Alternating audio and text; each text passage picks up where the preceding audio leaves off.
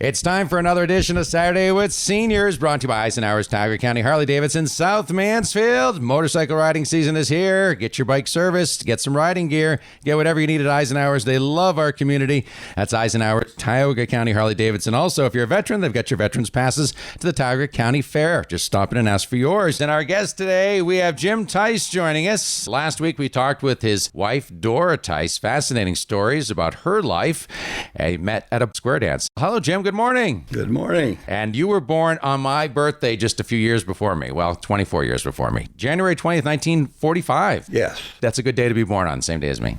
I was born the day before my mother's birthday, so she got me for her birthday. Perfect birthday gift for your mom. So where were you born? In the house next door here. That was the family farm. I think my parents bought it, I believe, 1927, and it's still in the family. We're over on Tice Road area here, south of Mainsburg, and Tice family's been in Mainsburg for how many generations back, do you know? Well, in 27, they bought this, and I'm not sure, somewhere over around in Rutland Township, maybe by the line there is where they had been. I had an uncle that was next door down here for a while, and then he moved over in the Bakerburg area, and I really don't know. My mother was born, she was a Sherman over on 549 by what they call Patchogue Hill there, Route 6 side of that. So you were 9 kids, your wife was one of 13 kids. Yes. Both big families. Right. What was it like having 8 brothers and sisters? Well, it was a blessing to have older ones in the family. Our dad died my first day of first grade in school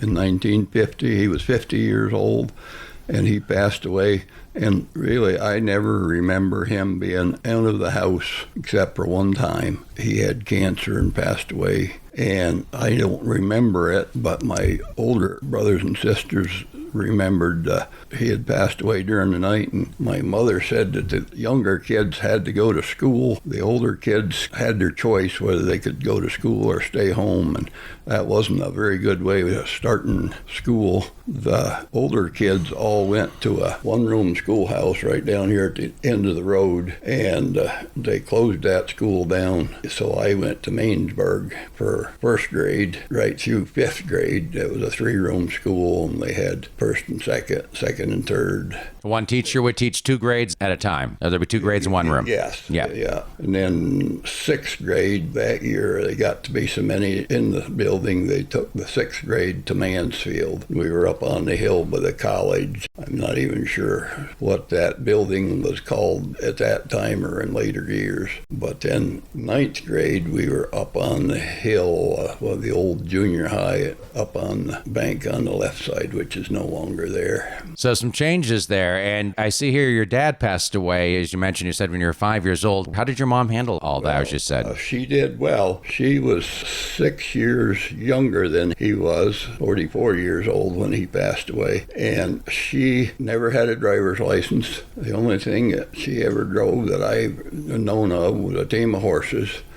And the older brothers and sisters were the transportation people. I remember the road all the way from Route 6 over the old state road here, 2 miles, had hedgerows on both sides of the road. And actually it was when I was in the Army in 65 to 67 that they pushed in the banks on this road here, and this road was not even passable some of the year. And I remember my older brother had a log truck, and the road would get so bad in the spring towards Route 6 that he actually parked the log truck down to Route 6 so he leave a car down there so they could drive the log truck back and forth because you couldn't make it with a car part of the year. A lot of changes. Now they have to have the road fixed up for highway speeds. Yeah, the gas industry changed our roads a lot, but if you go even further back, there was a lot more dirt roads back there and ruts in roads and challenges to get down roads. Exactly right.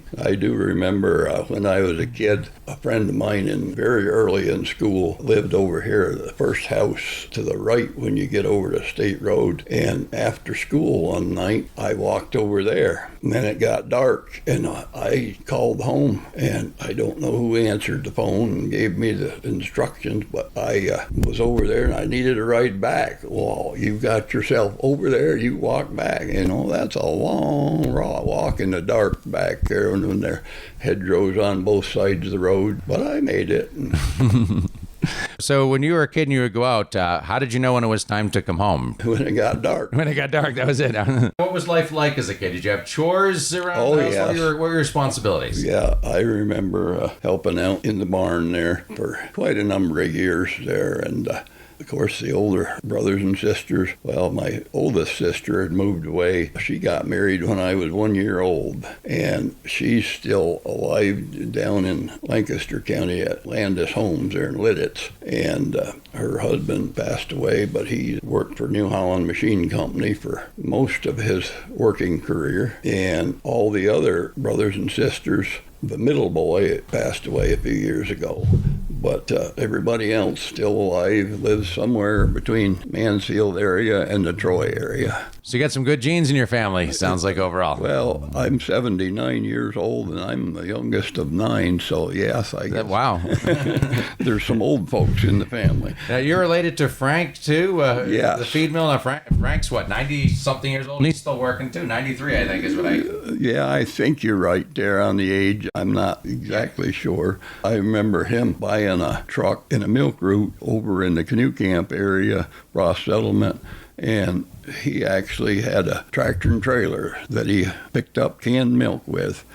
And I rode with him when I was just probably 8 or 9 years old, helping out. I could handle the empty cans, and he would handle the full ones. But that sounded like a pretty good team working together. What was Mainsburg like when you were? Do you remember? Well, it was one of them towns that everybody knew everybody.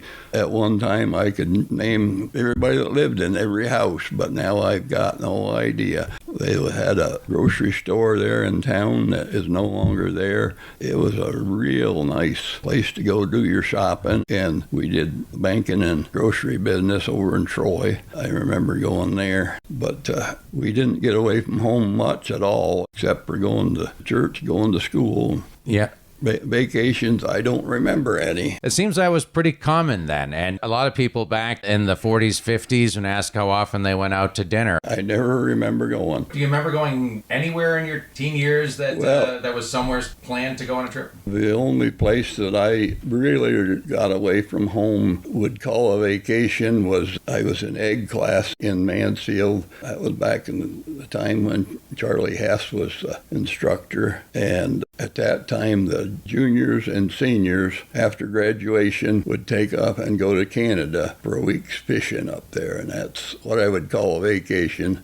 The teacher and his father-in-law and his son were the drivers.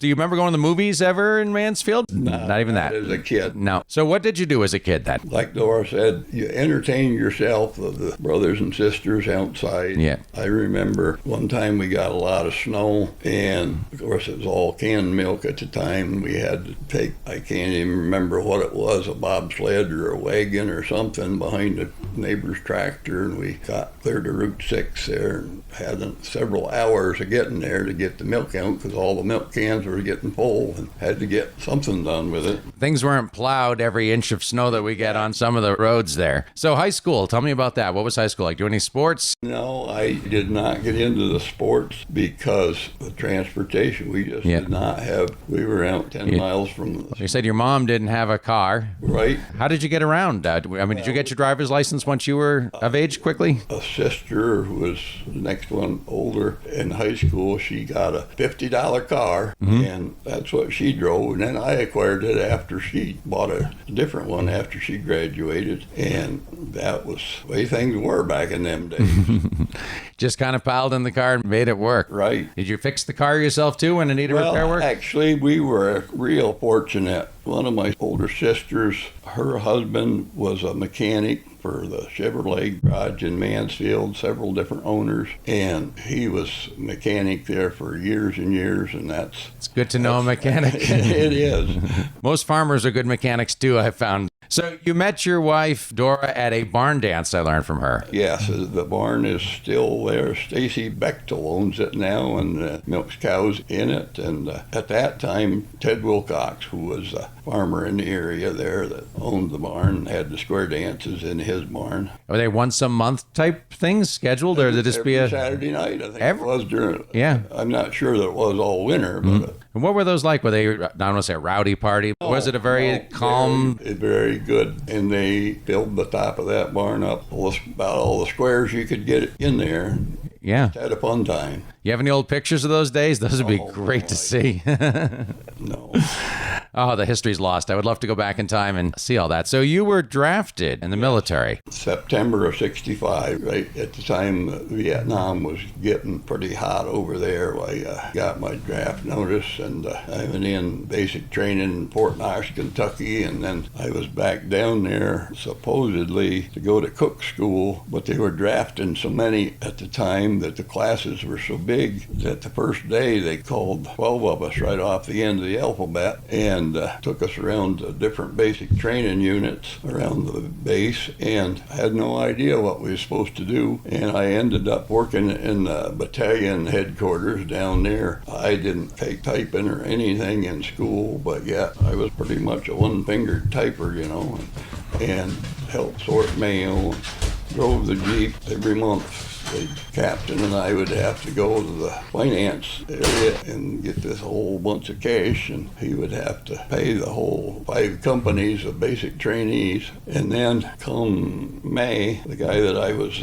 replacing was getting out of the Army, and before he got out, I ended up getting orders to go to Vietnam. Dora mentioned that I came home from Kentucky. I'd had a 2-week leave all scheduled and the wedding invitations all sent out. And when you get orders to go somewhere like that, you end up, all leaves are canceled. So I came home on a 3-day pass, which was a little more than you was supposed to come, but I made it back down there and took Dora with me. We finally rented an apartment off base and was there just over a month and came home for a month and then went to Vietnam. It was the summer of '66. And they had an airline strike that year. And I called up to Elmar at the airport to see about a plane ticket, and I was about 2 weeks late for getting a ticket. I was called 2 weeks ahead of time. And I said, you're about 2 weeks late. So I rode the bus all the way from Mansfield to Oakland, California. And it was a fun trip. That was my first experience driving across the United States. Taking a Greyhound bus across the country? Every seat was filled, and they was running 3 or 4 buses. I got over there, I think it was 3 days. We was in Pleiku. We never had any training whatsoever as far as what we got to do over there. And then they shipped me to An-Khe, they're the first KF, and I was there for about 2 weeks before I got shipped down to landing zones, and that's where I spent most of my time. One memorable part was the first day I was at An-Khe, they gave me a Jeep to drive and said, oh, just take it down, run it out in the river there and wash it off. They was going to have Jeep inspections at 6 o'clock that night. And when the Jeep inspection, they announced whoever has the nicest looking Jeep gets to drive General Westmoreland around tomorrow. And my Jeep was picked. And I got over there where I was supposed to go to pick him up the next morning, and a lieutenant come out and wanted to know if I was there to pick up the general. Yes, sir. Sorry to say, his trip is canceled. I don't know what I wanted to drive him around the second day I was there anyway. I'd hate to get him lost. That was an interesting prize to win the chance to... One of my jobs over there, I worked in the intelligence section, and we were keeping track of enemy activity. One of my jobs was cleaning up and displaying the enemy captured weapons, and they found a bunch of stuff, and I had to lay out a tarp on the ground and display all these weapons. And General Westmoreland and another general came up there and inspected my work there, I had a gravy job if there was any over there, I guess I should say. Not everybody was as fortunate as you were where you were. I didn't need to go camping after being over there. Yeah, you had your share with that. So what did you do when you came back? Well, I worked on the farm for my one brother over to Troy, who is the oldest brother, that summer. And then when summer work got done with, I went back to driving truck for Frank there in the feed mill, and I was running truck to Buffalo 4 days a week, I guess, at the end there. Is that when you were working with Ray Kennedy? Actually, that was after that. I had gone to... I'm looking at notes here, so not that I know who Ray Kennedy is, but...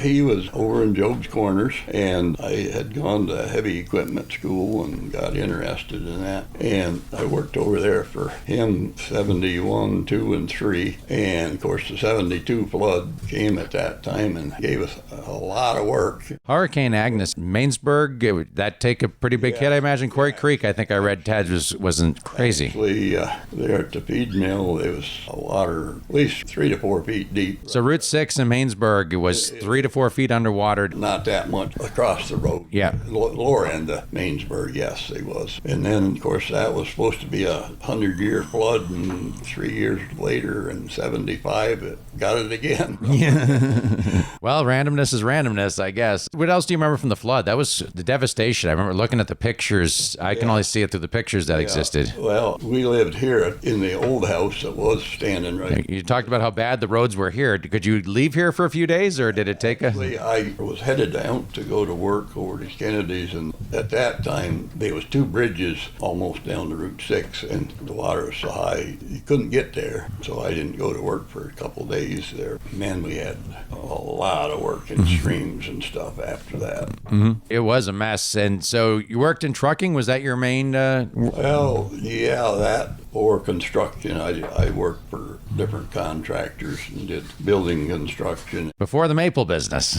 Well, actually, during the maple business. So this all intertwined. Yes. I came home from Vietnam in 67, and I bought some syrup that summer, and it was end of the season stuff. It was a whole $6 a gallon at the time, and I've been making it ever since. It inspired you to do better? Yeah. I was in basic with a maple syrup fella from over in Bradford County, and his family had been in the syrup, and we always talked about that good old Pennsylvania maple syrup. And I knew there was better stuff than what I bought. So what's the secret to better stuff in maple syrup? Do you share that, or is it family secret?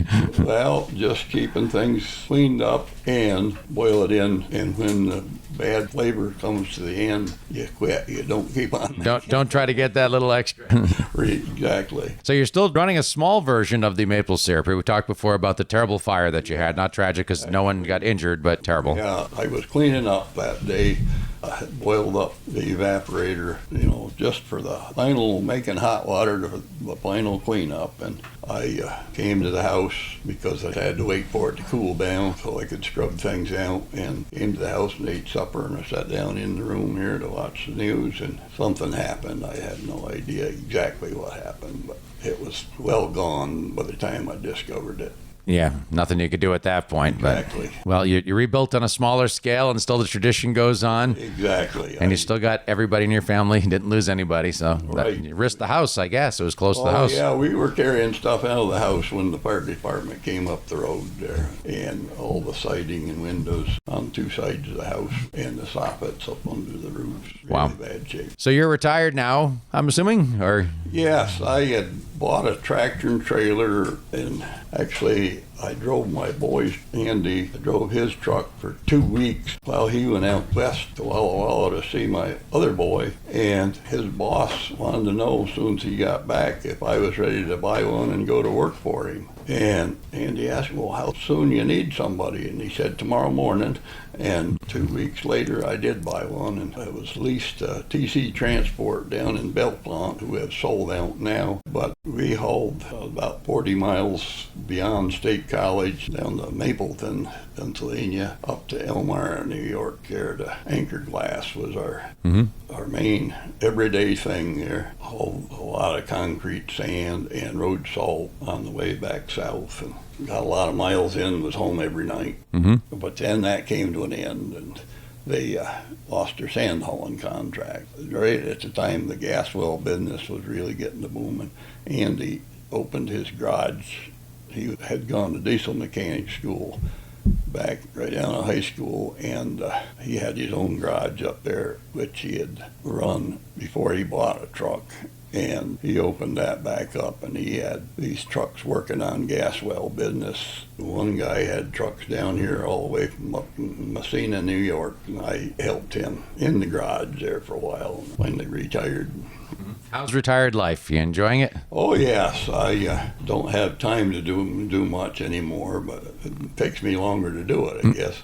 One thing that I did do in 21, ended up buying a dozer and built a pond out here. And it was a terrible year to build a pond because we had so much rain and wasn't able to work at it very steady, but did get it done. And the pond wasn't quite full yet following spring when our fire was, and the fire truck was able to drive right out there and pump water out of there. Mm-hmm. Good that you had that. It was. They didn't have to haul in any water, only just what they brought with them. Real convenient for them. And then a week after the fire, we got about 8 inches of wet snow, and the pond filled up. And the fish were happy again. Well, actually, we had stocked the fish, just fingerlings, 3 days before the fire, and have no idea how many might have got injured or, Fish fried. Yeah. Well, actually, they have a screen on the end of their hose, I guess. I would assume so. Didn't pull too much out of the pond, did that? Didn't notice. But the great-grandkids and grandkids have been having fun. Just 3 days ago, a 16-year-old, he came in here with a 22.5-inch catfish that he'd caught. And then his younger brother, 7.5 years old, I guess he is, he ended up with a 18.5-inch catfish. I bet they were happy as can be, those kids, weren't they? They were. I remember I got my first 12-inch bass, and I was about 8 or 9, and I was pictures, everything. Well, they had caught several bass, and bluegills just were overrun by bluegills, but they have had a lot of fun fishing. Sounds like that pond was a good decision to make that, as much as it wasn't and maybe the year wasn't the best year, but if you had waited another year, it wouldn't have been as so. Exactly. Everything happens for a reason, oddly enough, doesn't it? Yes. Well, Jim, I appreciate your time. Jim Tice joining us here from Mainsburg on Saturday with Seniors. Any closing thoughts or anything you want to say? I got a busy day today. There, I'm the time this airs, it'll be past, but my great-grandson and I are going to go to Tioga, the Williamson School there, to volunteer for the Vietnam Memorial Wall. The moving wall, yeah. I have seen it 2 other times, one time when it was in Blossburg and one time when it was over to Athens, and it's really something everybody should see. They should. I remember when the memorial in D.C. first opened. I was about 8 years old. I went with my parents, and my mom had several students that she had lost in her class in Vietnam, and we were going around finding the names, and I still can remember this, 40-something, 5 years ago, whatever that was in my life. My mom's tears in her eyes, as she was seeing the names, and it's something that people really should experience. Yes. And the respect. Thank you for your service, too, by the way. Crazy stuff this world's gone through, and I just hope things get better in this world. Yeah. Well, when we got back to California, they told us, if you want to go sightseeing, do not wear your uniform. They were shooting them right on the street. You had no idea, right, being in Vietnam, what was going on here in this country? You came back, and it wasn't your choice, obviously. That's exactly right. We were just doing what we were told, and some of them was protesting. I mean, it just wasn't right, but it happened. Yeah. And I've talked to veterans who had worse stories than I, as far as how they were treated. Yeah, soldiers came back from World War II to a whole different, welcoming. So, thank you so much for your time, Jim. Appreciate inviting me into your house and you meeting your wife and all, and wish you happiness and health in the long future. Thank you. All right. It's been Saturday with Seniors, brought to you by Eisenhower's Tioga County Harley-Davidson, South Mansfield. Stop on in. Check out their selection of bikes, new and